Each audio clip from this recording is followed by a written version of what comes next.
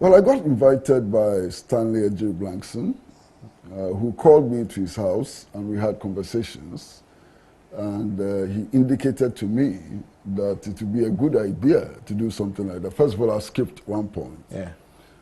On the day, May 11th, I called Stanley J. Blankson and reminded him that that was the anniversary. I said, "Oh, is that true?" and so on. Apparently, he had forgotten. So he then insisted that I come to his house, and I went to his house. We had a conversation, and he indicated that he was going to put together something like this and asked me if I thought it was a good idea. And I said, yes, it would be a good idea. Subsequently, I had a phone call. I had a text message and a phone call from Victor Newman, who indicated that something like this was going to happen. And I called Kume Preko. Oh, you called Kume Preko? I called Kume Preko and told him that, yeah, this is what I'm hearing and so on. And he felt that it was a good idea. I've seen some publications making heavy weather about the fact that some people were not present and so on. I was going to ask you about Nyaho Tamaklo, for instance.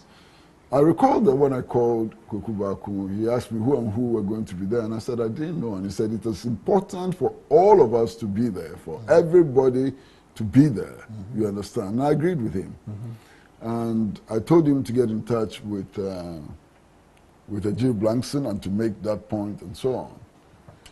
On the day of the dinner, I noticed that some people were not there. And I asked specifically about Dr. Charles Reku-Broby. And I was informed that he's not been feeling very well now. And that he's not able to drive at night, and he didn't have a driver. And I said, look, somebody should have told me. I would have driven to his house. And picked him up, yeah. And picked him up, Or we could have arranged for an Uber or something to bring him and so on. It was too late.